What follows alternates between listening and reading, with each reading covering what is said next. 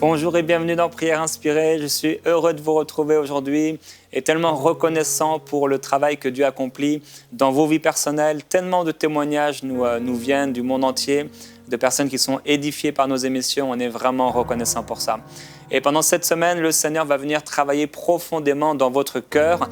Plusieurs personnes, vous passez par une saison particulière qui s'appelle le façonnage. Et ce façonnage, ce travail du divin potier en nous, c'est pour les jeunes, mais c'est également pour les moins jeunes.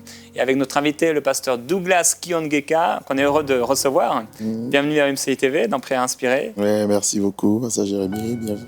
Avec toi, on va parler justement de ce divin potier et du travail du divin potier dans nos vies personnelles. Ce travail en nous, ça peut durer longtemps. Ces saisons où le Seigneur vient travailler dans nos cœurs.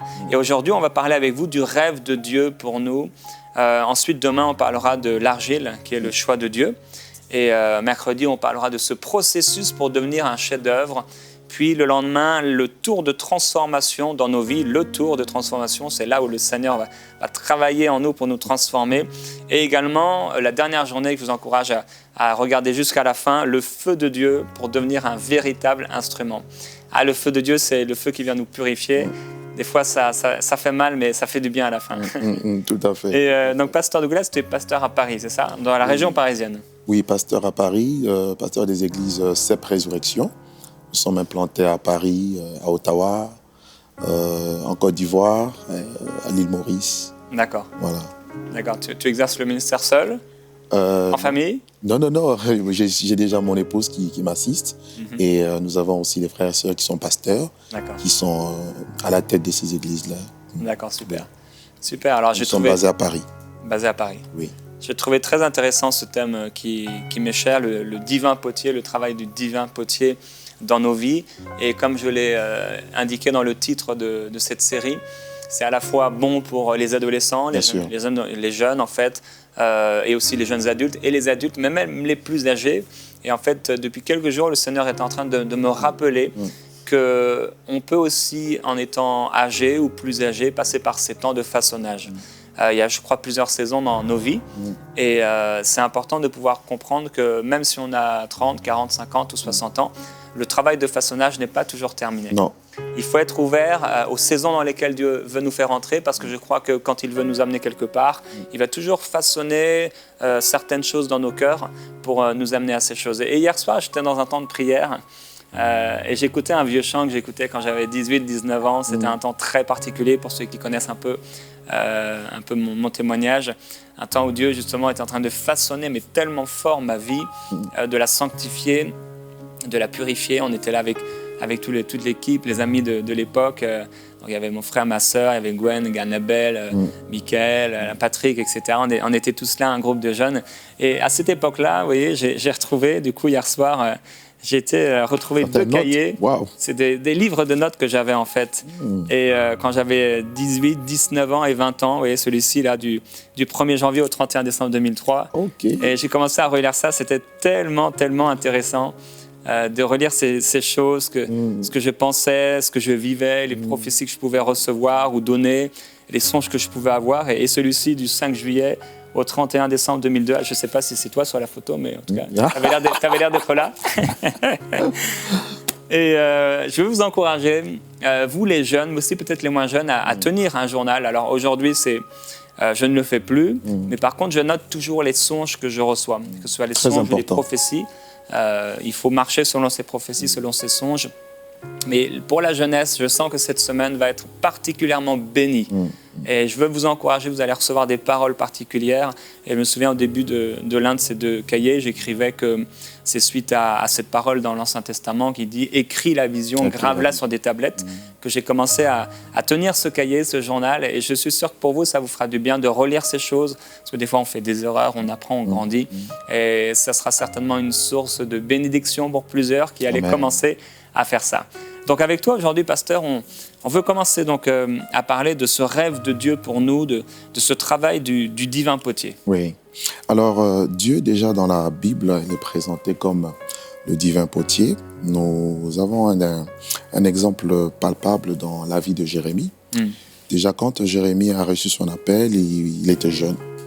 Dans Jérémie 1, au chapitre 1, le verset 5 à 6, alors qu'il se posait des questions, Dieu lui dit, avant même que tu ne sois conçu dans le sein de ta mère, avant même que tu ne sois formé dans son ventre, je te connaissais.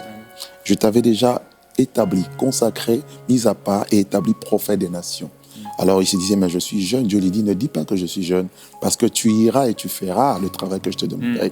Et c'est justement Jérémie qui met plus en avant, en exergue Dieu, en le présentant comme étant les divins potiers. Et je vous invite à prendre justement un texte dans le livre de Jérémie, le prophète Jérémie, au chapitre 18, le verset 1er au verset 6. Jérémie 18, verset 1er au verset 6.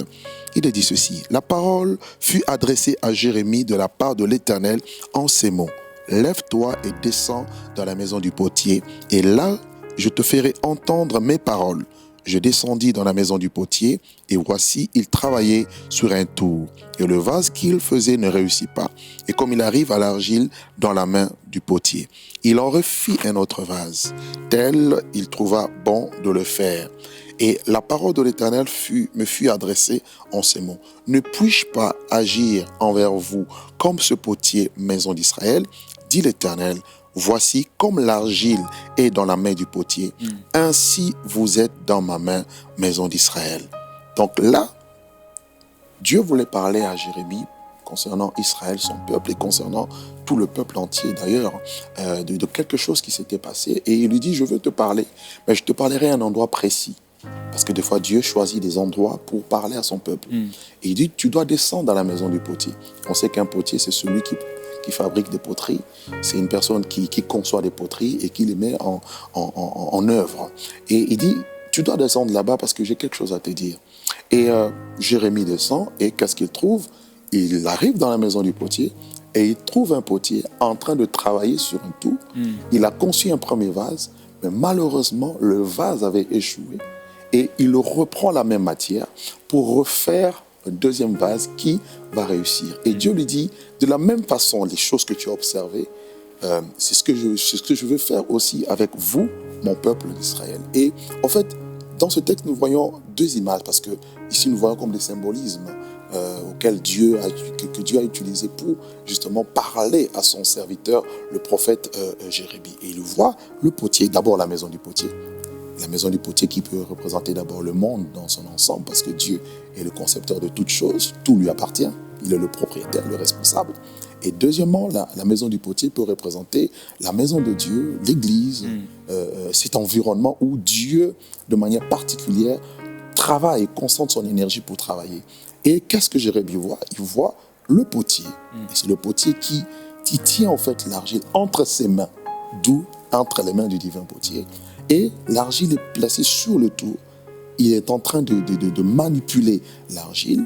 Et le premier vase, qui était d'ailleurs Israël de l'époque, malheureusement, ce vase n'a pas réussi parce que ce vase n'était pas selon la vision initiale. Dieu a toujours un plan. Il le dira dans Jérémie 29, 11. Il dit, je connais les projets que j'ai formés sur vous, projets de paix et non de malheur, pour vous donner un avenir et de l'espérance. C'est-à-dire, toute personne qui vient dans le monde, toute personne qui donne sa vie à Jésus, qui vient à Jésus, il rentre dans le plan de Dieu. Dieu a un plan pour chacun. Mais malheureusement, il arrive que certaines choses arrivent, certaines circonstances, certaines erreurs, ou même certains péchés, certaines, fautes que certaines personnes vont commettre, qui vont faire que le premier vase sera terni, sera brisé, parce que le salaire du péché, ça a toujours été la mort, la destruction, la corruption, on manque de but, on manque de cible. Mais cela n'a pas empêché le divin potier, qui est Dieu lui-même, de refaire avec la même matière un autre vase. Là, nous voyons en fait cet amour profond de Dieu qui ne s'arrête pas sur les erreurs que les gens commettent, qui ne s'arrêtent pas sur les problèmes ou voire même les échecs. Parce qu'il y en a qui ont essayé, ils ont échoué. Il y en a qui ont voulu jeter l'éponge. Il y en a qui ont voulu marcher avec Dieu, mais ils ont eu des accidents dans la vie chrétienne. Des choses se sont passées et il y en a qui se sont affaiblis. Or, Dieu n'abandonne jamais. Même dans Isaïe, il dira, il ne brise pas le roseau cassé. Amen. Il n'éteint pas la mèche qui fume encore. C'est juste pour dire qu'il y a encore espoir. Un jeune qui m'entend, un homme qui m'entend, une femme qui m'entend, j'aimerais lui dire que Dieu n'a pas fini avec toi. Dieu, au contraire, malgré tes fautes, tes erreurs, il veut redonner une nouvelle forme à la forme initiale qu'il t'a donnée. Parce que tu viens de Dieu. Personne n'est venu sur terre parce qu'il a voulu. Nous nous sommes retrouvés sur la terre. Donc, Dieu a un plan pour chacun. C'est pourquoi on parle du rêve de Dieu. Même si tu n'es pas encore chrétien, même si tu n'as pas encore donné ta vie à Jésus, sache que tu n'es pas le produit du hasard. Tu n'es pas sur cette terre par accident. Tu n'as pas choisi la couleur de ta peau. Tu n'as pas choisi ton pays. Tu n'as pas choisi ta famille. Tu t'es retrouvé.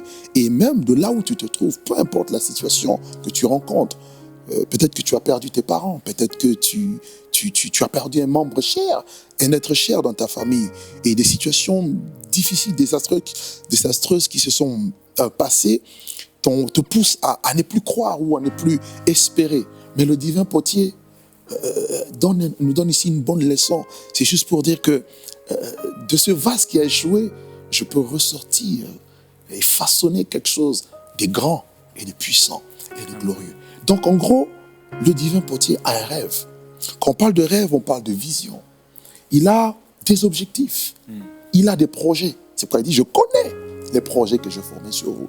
Donc, personne ne peut se dire, moi, je suis venu accompagner les autres sur la terre. Non. Dieu a des projets pour toi. Il suffit maintenant que tu les découvres, que tu découvres quel est le plan de Dieu pour ma vie. Tu ne seras jamais heureux en cherchant à copier l'autre. Or, beaucoup de personnes aujourd'hui, par manque d'identité, parce qu'ils ne connaissent pas qui est leur créateur, Dieu est le créateur de tout le monde. Et surtout, je dirais, le Père de ceux qui ont donné leur vie à Jésus, c'est-à-dire devient leur Père, parce qu'à ceux qui l'ont reçu, à ceux qui croient en son nom, Dieu leur donne le pouvoir de devenir enfants de Dieu. Donc on peut quitter le stade de créature de Dieu en enfant de Dieu, rien qu'en acceptant Jésus-Christ comme sauveur personnel et comme Seigneur. Et là, ton statut change. Et là, tu découvriras le plan de Dieu. Il dit, le Fils est venu afin que ses brebis aient la vie. Et la vie en abondance. Et à partir de ce moment-là, que tu comprends le rêve que Dieu a pour ta vie, les choses maintenant vont commencer à changer. Amen. Dieu entre maintenant en action parce que ses mains sont des mains qui, en tant que le divin potier, qui vient, il accepte de se salir les mains pour pouvoir te façonner. Vous verrez dans la Bible, dans Genèse au commencement, Dieu a créé beaucoup de choses par sa parole. Mais quand on arrive à l'homme, la Bible dit Dieu dit faisons l'homme à notre image. Dans Genèse 2, Dieu forma l'homme de la poussière de la terre. En gros, c'est comme s'il s'est sali les mains. Vous voyez un peu? Donc, le divin potier descend, se rabaisse à notre niveau. Il s'est sali les mains pour nous prendre et nous tirer de là où nous sommes pour nous amener quelque part de meilleur. Il nous amène là où il a prévu pour chacun d'entre nous. Donc, il a des projets de paix. Il a des projets de prospérité. Parce que la paix dans la Bible, c'est la prospérité. Il dit, je souhaite que tu prospères à tous égards. Sois en bonne santé, comme prospère l'état de ton âme. Dieu ne veut pas que tu souffres. Dieu ne veut pas que tu sois perdu, que tu sois désemparé. Au contraire, il veut que tu sois à son image, parce que l'image de Dieu dont parle Genèse 1, ce n'est rien d'autre que Christ. Il avait dit le Fils est l'image du Dieu invisible. Donc être créé à l'image de Dieu, c'est être créé à l'image de Christ. Or Christ, c'est la gloire, c'est le poids, c'est l'excellence. Dieu veut que chacun d'entre nous vive son plan et le plan merveilleux. Amen. Il a un projet. Et ce projet-là va se réaliser. Et tout à l'heure, au début, vous avez dit quelque chose de magnifique. Il dit à Habakkuk, écris la prophétie. Écris mon projet. Écris mon plan. Grave-le sur les tables. Que chaque jeune qui m'entend, que chaque homme qui m'entend, qui prenne un cahier, qu'il note les prophéties que Dieu lui donne. Même si tu sembles ne pas vivre ou voir, expérimenter les choses qu'il t'a dites, ces choses vont s'accomplir. Tôt ou tard. D'où ce thème justement sur le divin potier. Entre les mains du divin potier, il a un rêve et ce rêve finira par se réaliser. Amen. Ça prendra du temps certainement. Ça prendra beaucoup de tournures certainement. Mais ce qui est sûr, c'est que ce qu'il commence, il finit toujours. Il achève toujours ce qu'il a commencé. Et tout ce que Dieu fait est bon. Amen. Et même très bon. C'est-à-dire son rêve, c'est le bon rêve. Ce n'est pas le rêve personnel peut-être que tu as eu depuis ton enfance. Le rêve qui a été influencé par la société, la famille. Mais lorsque tu découvres le rêve de Dieu, c'est alors que ta vie change. Parce que tu rentres dans le couloir de ta destinée. Et tout ce que tu feras ne peut que te réussir. Tout ce que tu entreprendras ne peut qu'aller de l'avant. Pourquoi? Parce que tu commences à rêver le rêve de Dieu. Le jour où j'ai compris, j'étais un garçon très ambitieux, très jeune. J'ai reçu l'appel de Dieu à l'âge de 17 ans. J'étais très ambitieux. Je voulais accomplir tellement de grandes choses de folie. Mais le jour où j'ai découvert le rêve de Dieu pour ma vie, ça a été un choc, un chamboulement. Pourquoi? Parce que je voyais tous mes rêves s'effondrer. Mais j'ai toujours une profonde conviction que Dieu n'échoue jamais.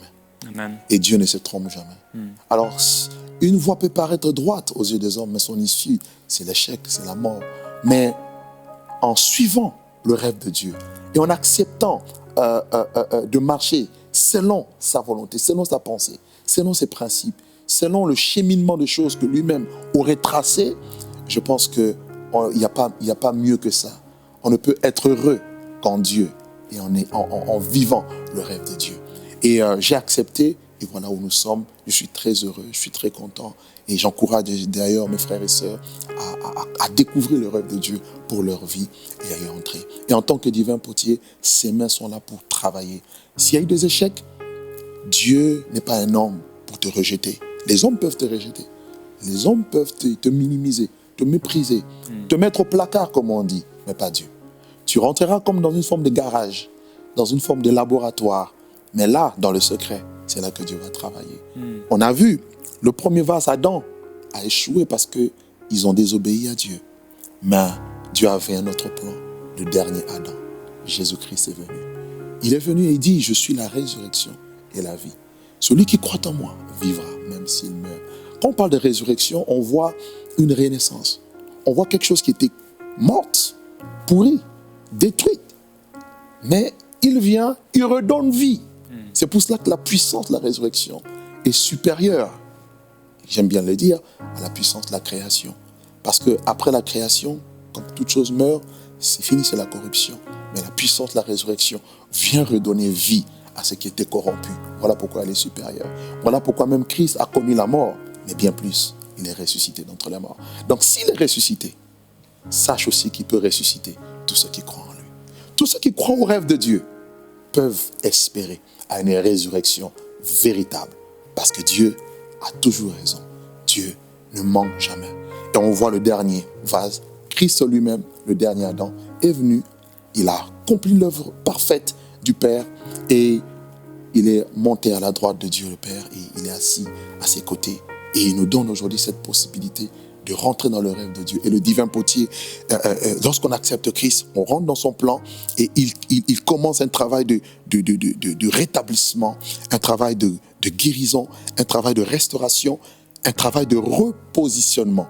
Parce que le premier vase, qui était le premier Adam, quelque part, en d'autres termes, ou encore Israël, à cette époque de Jérémie, a connu l'échec à cause du péché.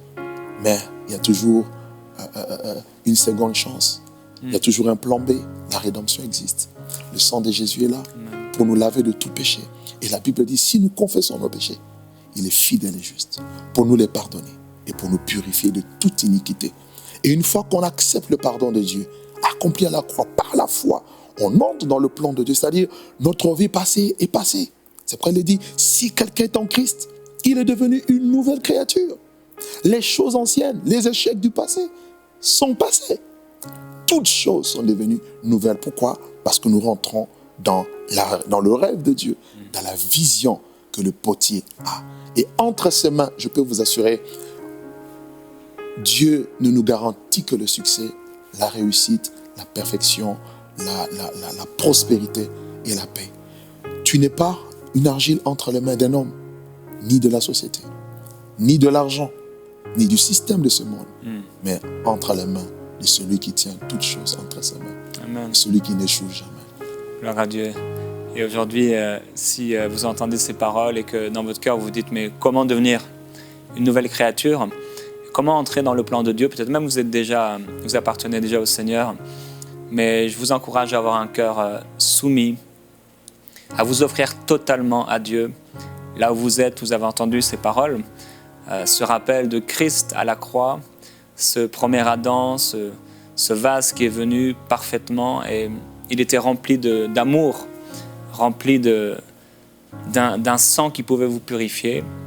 Et la Bible dit qu'il a été percé, on a percé son flanc, et de l'eau, du sang en a jailli. Et ce sang aujourd'hui est là pour vous purifier, il est là pour vous laver, il est là pour vous pardonner. Si aujourd'hui, vous voulez devenir une nouvelle créature, si aujourd'hui vous voulez entrer dans les plans de Dieu, ce n'est plus vous qui doit vivre, mais c'est Christ qui doit prendre la place dans votre cœur, dans votre vie. Et je suis persuadé que plusieurs d'entre vous, vous écoutez ces paroles et vous avez entendu ces paroles et dans votre cœur, ça bouillonnait, vous dites, mais comment on peut devenir une nouvelle créature? Comment on peut être sauvé? C'est l'œuvre de la foi. Si maintenant vous mettez votre foi en Jésus-Christ pour le pardon de vos péchés, si vous croyez qu'il est mort sur la croix, sur cette croix infâme, et qu'à cause de sa mort, vous êtes pardonné aujourd'hui, vous pouvez recevoir, oui, le pardon de vos péchés, la libération de tout esclavage qui vient du royaume des ténèbres. Et si aujourd'hui vous entendez sa voix, n'endurcissez pas votre cœur, mais dites-lui simplement avec ces paroles, Dieu, j'ai entendu ces paroles, je veux devenir une nouvelle créature. Je te demande pardon pour tous mes péchés.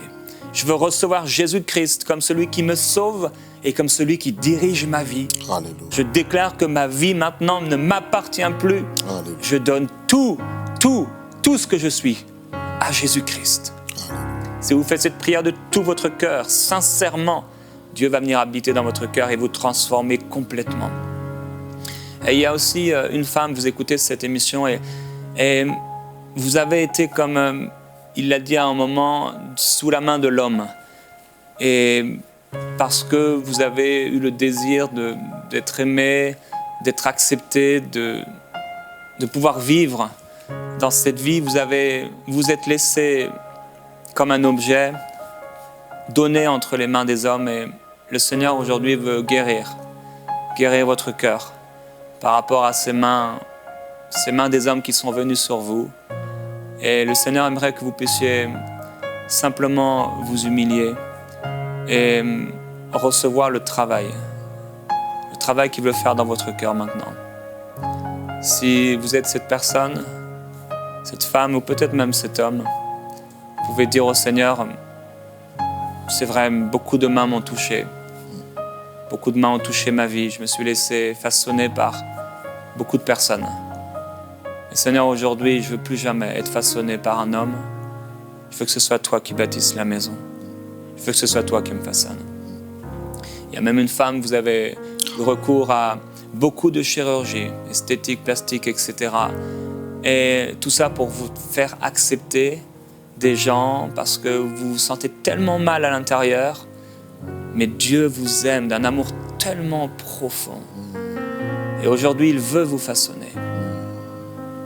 Père, on te remercie, on te glorifie pour cette parole. Te bénissons, Seigneur. On te remercie parce que cette parole est vivante. Tu es le divin potier. Merci pour ton travail. Un travail que tu fais en nous pour nous changer, pour nous former, pour nous rendre inébranlables. Père, je prie pour mes frères, pour mes sœurs, pour mes amis qui écoutent aujourd'hui. Merci pour les adolescents.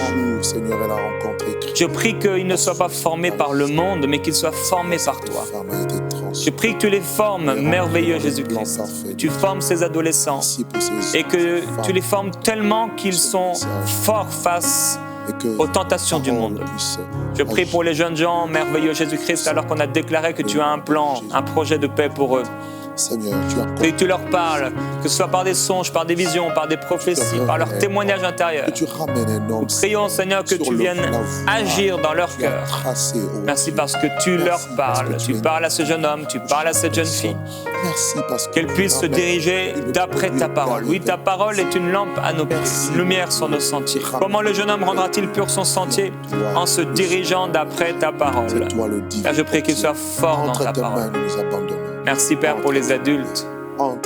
Merci pour les saisons particulières de transformation, de façonnage. Merci pour ton grand rêve. Merci parce que tu leur On te glorifie Jésus-Christ. Tu es merveilleux Seigneur. Nous t'aimons. Sois glorifié. Sois exalté. Alléluia. Merci Père. Merci mon Dieu. Rimbo Sakaya Rabashika. Là où tu es, dis-lui, Seigneur, forme-moi, Seigneur, je ne suis pas encore arrivé à la perfection. Viens me former, Jésus-Christ. Alléluia. Forme ma vie. Fais quelque chose dans ma vie. Forme ma vie, forme-moi, Seigneur. Que cette semaine soit un temps de façonnage, Oh oui, Seigneur. de purification, Tu façonnes nos d'édification, tu façonnes de nos construction. âmes. Oh oui, Seigneur. Tu amènes un homme à Alléluia. comprendre, à Oui, saisir façonne-moi, le rêve de façonne-moi, Dieu, Seigneur. à comprendre, à saisir Façonne-moi, j'ai besoin que ta main vienne me que le façonner, rêve de Dieu soit, oh Dieu, me manifesté former. dans la vie d'un homme et d'une femme qui suit. Je te donne le droit sur toute ma vie, sur tout mon cœur. Dieu, qu'il en soit ainsi dans le nom de Jésus. Bâtis ma vie, Je ne veux pas bâtir en vain. Bâtis ma vie. Au nom de Jésus. C'est comme cette femme samaritaine. Elle a connu 5 hommes. Elle est passée entre les mains de 5 hommes qui furent comme des potiers. Sa vie a été comme brisée, remplie de déceptions. Elle ne croyait plus en elle-même, elle n'espérait plus. Elle a eu un 6e homme qui ne l'a même pas épousée, tellement qu'elle était désespérée. Peut-être que cela peut être le cas de quelqu'un en ce moment qui est désespéré, qui est désemparé, qui se jette dans les bras d'un homme juste en quête d'amour ou en quête d'une estime ou en quête de quelque chose de particulier. Mais le Seigneur Jésus vient comme le 7e homme, vient comme la perfection absolue. Et il vient et dit, quiconque boira de ce eau aura encore soif. Mais celui qui boira de l'eau que je lui donnerai n'aura plus jamais soif. Le divin potier a en lui l'eau de la vie, cette eau qui étanche la soif, cette eau qui désaltère, cette eau qui apporte la véritable paix, la véritable joie. Cette femme, sa vie a été changée, bouleversée. Et ma prière est que Dieu bouleverse un homme et une femme aujourd'hui qui a un contact sincère avec le divin potier. Oui, pas un homme, pas nous qui sommes là sur le plateau, mais lui-même, le divin potier, qu'il se révèle à un homme, qu'il se révèle à une femme, qu'il touche un homme et une femme au plus profond de son âme, au plus profond de son cœur, et qu'il les ramène sur sa voie. Et dit, nos destinées sont entre tes mains. Nous te bénissons, Père. Alléluia. Amen. Accueillez le ministère du Saint-Esprit dans votre cœur. Alléluia. Et que le divin potier vous forme au nom de Jésus. On va se retrouver dès demain dans Prière inspirée. Laissez-vous façonner par le Seigneur et passez un temps de consécration particulier aujourd'hui, demain matin, pour lui dire, Seigneur, façonne-moi, parle-moi encore. Je suis ton ouvrage. Amen.